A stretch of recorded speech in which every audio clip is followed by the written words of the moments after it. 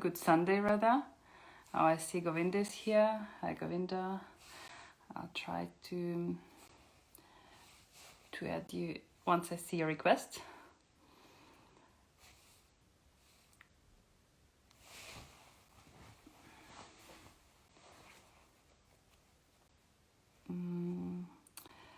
Govinda, could you please send me a request to add you to join? So, because for now I'm not. Okay, I see you now.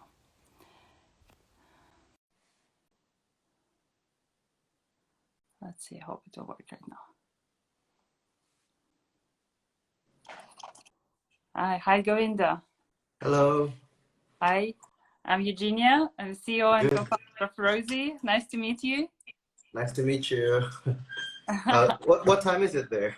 Well, it's Sunday morning. It's 10 a.m. So just perfect quiet time. But I see people already joining. So I'm glad, we try to find a time which could meet all audiences' needs. So which will be all right for you and, well, obviously for us. What about you? Is it 4 p.m. or something like this? Yeah, it's 4 p.m. Okay, cool. And you're still in Bali? Yes, haven't been away for almost a year. More than a year. I'm going to go to a plane tomorrow, and I'm actually quite nervous because I haven't been in a plane for almost a year. So yes, so that's Yeah. the thing.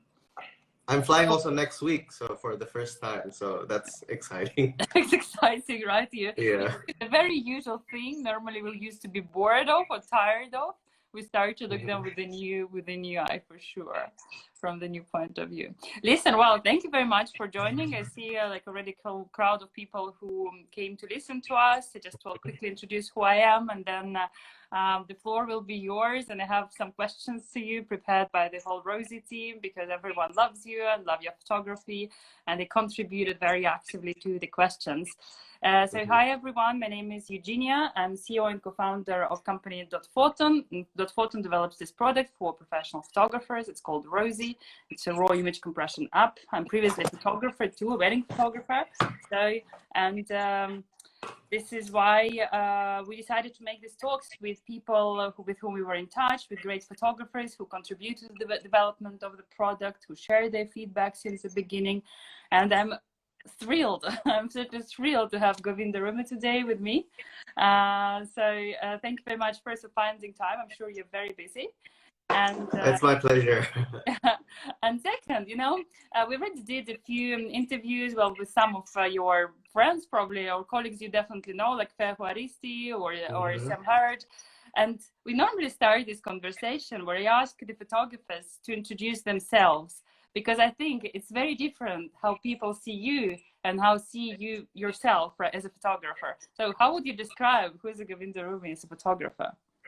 As a photographer, I might say I'm a wedding, or used to be a wedding photographer, since I haven't shot a wedding for almost a year, but I'm hoping to shoot more. But I love to put like surprise elements into my work. Like there's some street stuff. There's more like images that I want to look like a scene from a movie, and I like to be very spontaneous, and I don't have any like what do you call that? I don't have anything in my mind when I go to shoot. When I shoot, everything just comes, and that's what I like to do. So it's very spontaneous. So you're a spontaneous wedding photographer, yes, from Bali, yes, known, yes, worldwide. We can put it in a nutshell like this. Yeah. So, my question is, because I've been following, well, you through Terralogical first for many years already, obviously, and I saw your personal style change, and it's true. Like for me now, it looks much more cinematographic as it used to. So it's like indeed, like if it's a cut of a movie, right? Like we stopped the scene in the movie, which is absolutely brilliant and very, very hard. I think it's very hard. It's huge work to do so. But my question is partly technical and partly kind of creative. Just as photography is, we always have a technical component and the art component. For your personal style, which the one you developed right now, what is the match of the equipment? Because as you said, you're inspired by street photography, and I'm sure I know which camera you're using. Is it like linked to the equipment you're using with this creative component of yours, or is it you're using the equipment which just you like for like for the use for as a tool? You mean like the camera I'm using as in? Well, the camera, the lenses. I know that you're using film for travel photography, which is absolutely great set of images from Nepal. I saw on your YouTube. So, how do you use technology in order to represent your creative style? Yeah, there's certain things, like there's two types of lenses that I like to use. There's this wide portrait lens and this manual lens that creates like an older cinematic look. So there's two types of things. So I like things sharp, and I like things that are like quite soft and like a broken lens, like with fungus and everything. So there's like those foggy effects as well. So I like to mix a bit of both of that.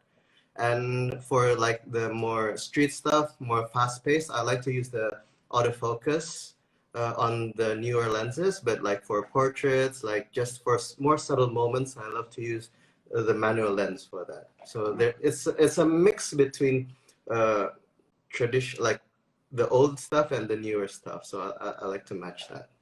And what about the camera? Like, should it be small? Should it be big? Should it be like? Do you have some preferences? I'm sure model changed, right, since you started.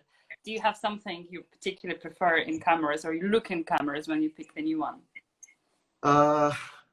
For me, like cameras, like big or small, it doesn't really matter. But it's the way I want to approach the shoot. So if I say like, for this shoot, I want to shoot more candid, more spontaneous, I would bring like a more light-weighted camera, so I can move around more quickly. But if I know like, oh, this place would be very great if I had like a really shallow depth of field lens, and so it depends on the shoot itself. So I can't say like I have one favorite camera for that. But yeah, so it's just which brings me to the next question.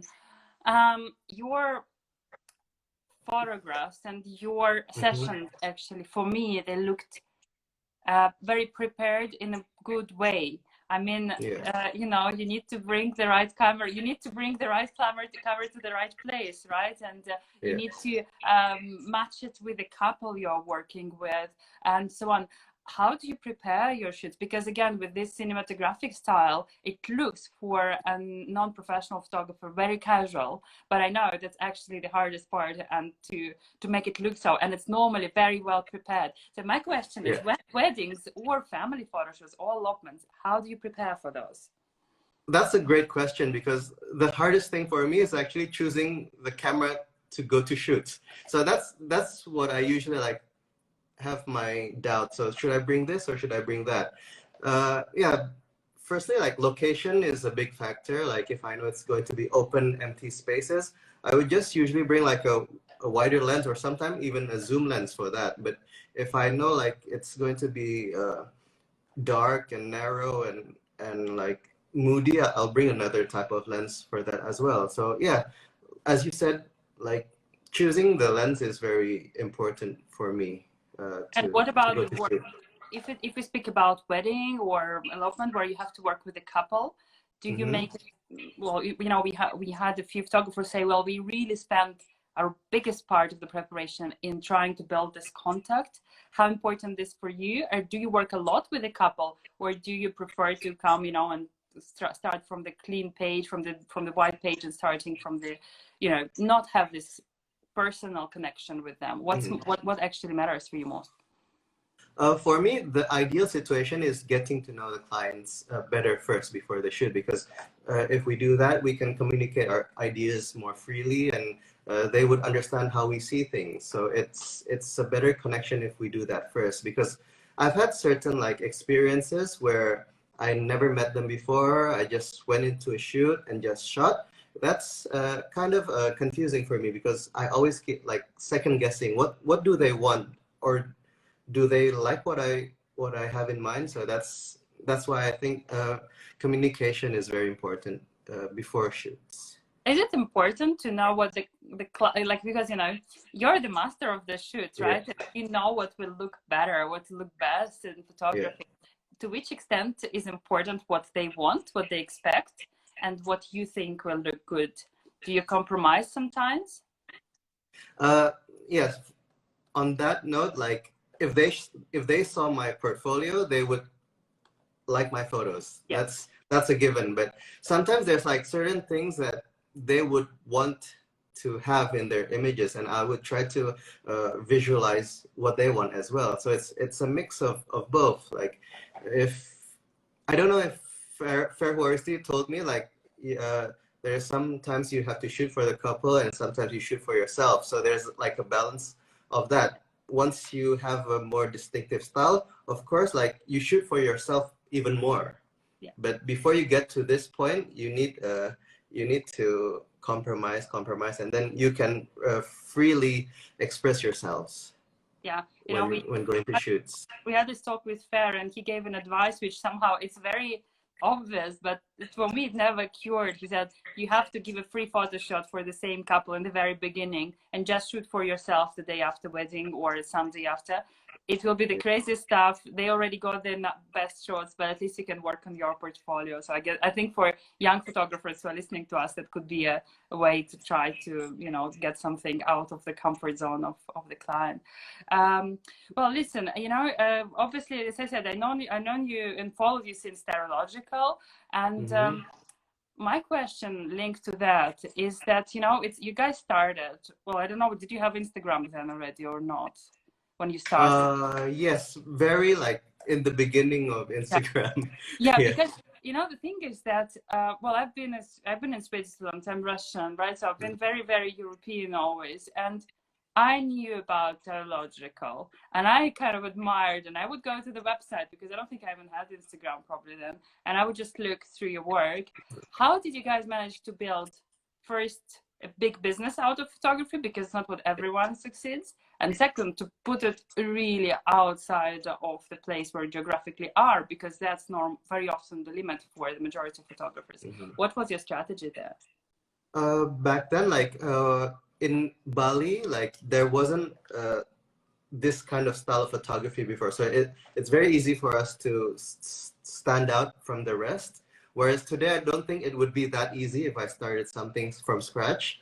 So the strategist was like, we shot a lot of like overseas shoots, whether it's for free or not, we just put it out, like fake it till you make it.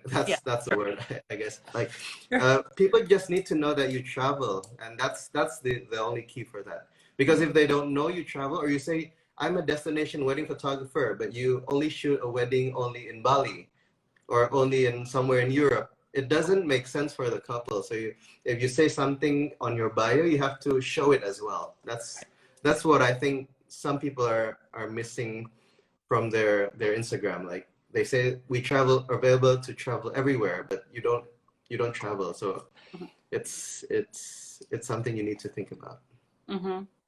And what did you bring from that experience with this journey with a team of Terralogical to your individual journey when you started by yourself? What were the lessons learned that you thought, okay, I'm not going to do, this is what I'm going to do because I learned it in Terralogical before? I decided to go by myself because as I said earlier in the talk, like I'm very spontaneous. So being by myself is like giving myself a flexibility and freedom just to express things. So that's where I'm heading with this solo career right now. Yeah. But what I'm doing right now is like what I've been doing in the beginning of Terralogical, like in the first 1 or 2 years. So I'm picking those up again and just trying to figure out, so this is how to start a photography business from scratch again. So that's where I think the similarities on what I am right now. So I feel like I'm a beginner again, like in business wise, like in setting a website, setting price lists, and setting like invoice for clients and everything. Like it's a great experience again to have this all over again. What did you miss most working with the team? Because you were many, right, at the same point. I don't know how you were at the end. I remember when you're 2, but then you were more. What do you miss from this teamwork? What was very good, and what you don't actually? What are the 2 things? The best thing is there are certain things that you don't need to do. like correspondence with the clients. What else? Delivering the final product, replying the first email. I don't need to do those things when I had a team, but now I'm I'm doing it everything by myself. So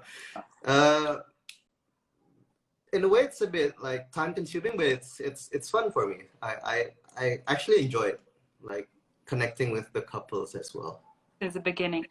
And what do you prefer to, well, I guess, and now I heard it already about being spontaneous a few times. I guess it's harder to do with, you have a team, but are there some other things which you don't miss actually, what you prefer to do solo rather than with a team? You can go anywhere you want. Like you don't have like sometimes they give you schedules where you feel like, oh, I have to do this because I need to pay the whole team, like to give salaries to the whole team. I need to take this, but now I can decide which ones that really suits my vision or not. Yeah, that's really cool. That's true. You know, then we have this question. I saw, and I guess it's linked to the fact of on your Instagram, to the fact that there are less couples traveling to Bali, or you guys, you are actually less available to travel. But I saw a lot of family photo shoots, which are absolutely wonderful. You know, if I would be going to Bali, I would write to you for sure and ask for a family photo shoot, because it's magical what you do with families. And is it different? How is it different from the wedding? You know, like I think from my point of view, it's harder. Or they have two kids. Normally, I don't have problem establishing a relationship with families, with other children, but I don't think, like, it's really, really rare where you see such, it's so sincere and it's so beautiful. And at the same time, it's much harder because you can make a couple stand still or do something you want, and kids won't do what you want. How do you work with that? I think it's the extreme level of spontaneity, being spontaneous there. Yeah, I treat it like doing street photography. So I don't really control that much. But if they want to do like a proper portrait, I'll do that. But for the rest of the sessions, I just let the children be free. They play around and with the parents. So it's like what you usually do, but there's a photographer hanging out with you. So that's. But like, for example, you have, well, I guess you deliver, I don't know how many images delivered to the family afterwards, but how long do you stay with them? Usually just 2 hours, a couple of hours. Yeah. And then if they get like 50 images, something like this. Depends on what you pay. yeah, depends on what you pay. Okay. No, because you know why I'm asking at Rawsie at the end of the last year, because we had everyone had a very tough year, and we offered to every team member a family photo shoot. And I saw how through different countries that varies. You know, some people can spend 30 minutes with a family and deliver 50 photos, and I was very surprised, because I think it's very hard. You should be like an extreme level of pro to do it in 30 minutes. But yeah, that's why I asked. But 2 hours indeed is a lot of time to spend to try to catch these kind of moments. What would you say now is the biggest professional challenge for you? Professional challenge. I have no answer for this one. Like I feel like just starting new again is already a challenge. So I don't really have any other challenge other than that. But yeah, like starting weddings again, that's a challenge for me. Like how I can like put more portfolios for weddings and stuff, because that's been put into a halt for almost a year, and that's what I'm trying to do more, like probably in the next year. I have actually a question or concern, like linked to that. You know, as we see, and we have in our community, between our users, photographers from all over the world, we saw how badly the COVID hit this business, and how many people went out of business just because they couldn't sustain. I think Bali is a very hard case too, because you had a lot of travelers, right? A lot of people who would come to Bali to get married or for an elopement photo session and so on and so on. Now it's over. I saw actually this morning the news that I don't know whether it's true that the Indonesian government wants to send some remote employees to Bali to contribute back to the economy of the island. I don't know whether it's true or not. It's but it was all over the news this morning. But you know, what's the plan, and what are the lessons learned for you from this situation? How would you advise others to start coping with it? Because I know that there are so many photographers struggling right now. For me, like for Bali itself, we've been relying too much on tourists. So the thing that I would try to fix if I had time back then is try to market more to the local markets. So that's what I don't really have as much exposure as some other of my friends here in Indonesia. Like if you like my friends in the capital city of Indonesia, they're doing fine because they're handling people from their own city, so that's no problem for them. But for me, like I try to do like now, that's why I do more like family sessions, people like from other islands, just to have a visit to Bali. That's where I try to build it right now. I see.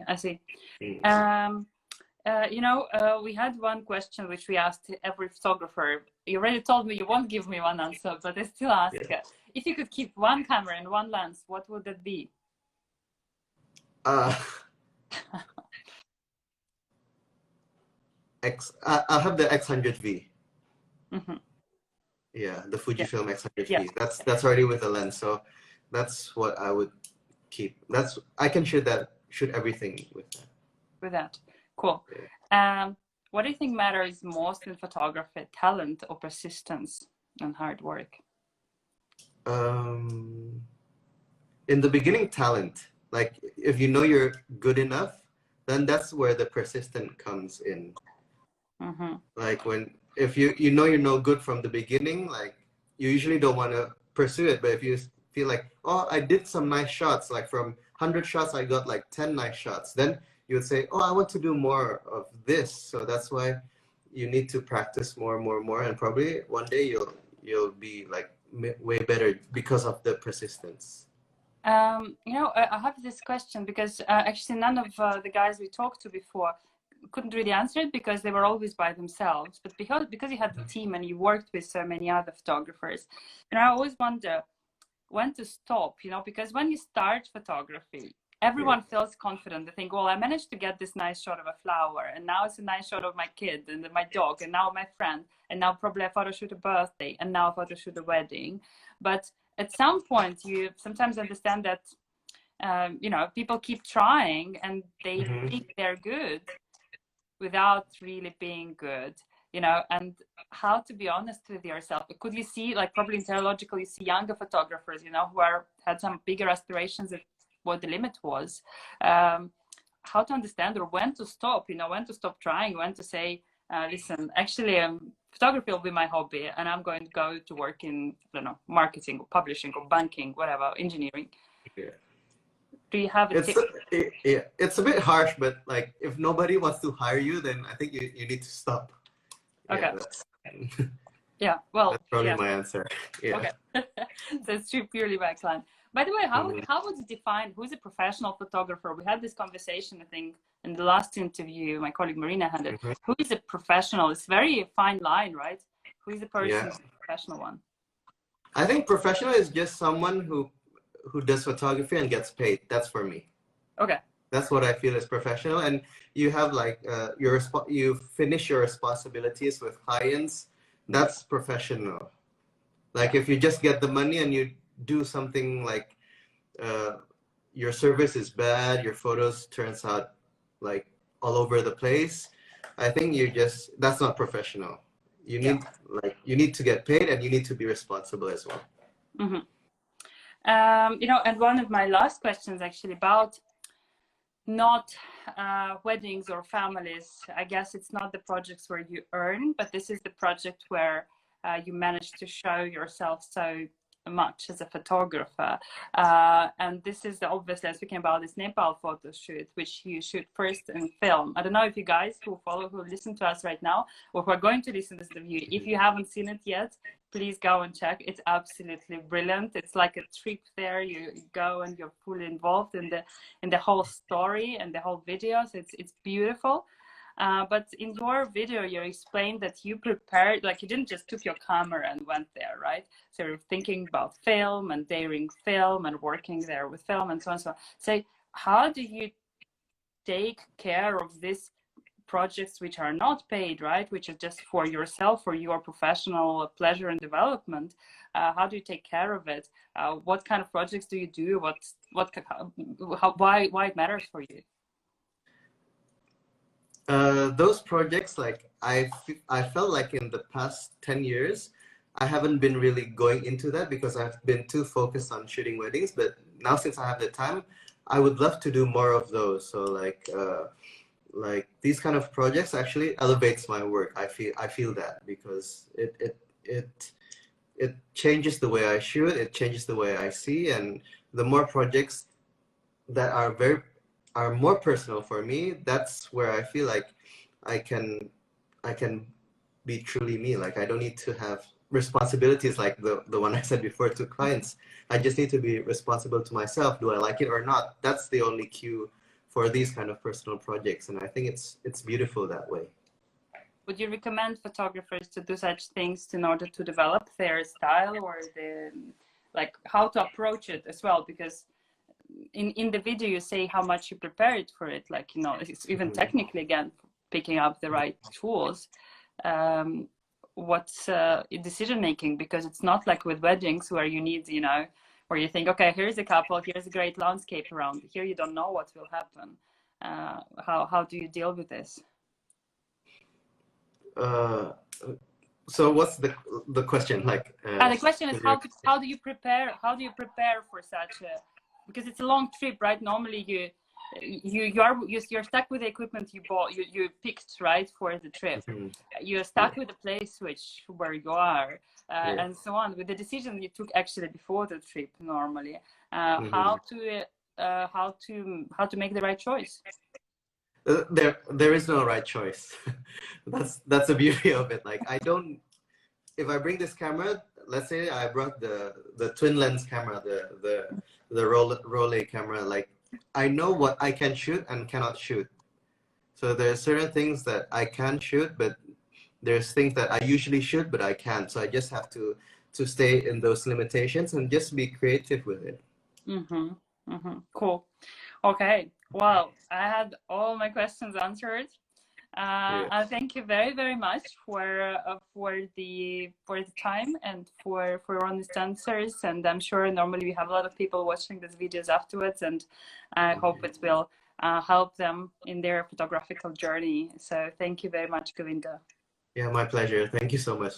Thank you. Have a nice afternoon in your case. Yeah, you too. Have a great day. Bye bye. Bye bye. Bye bye.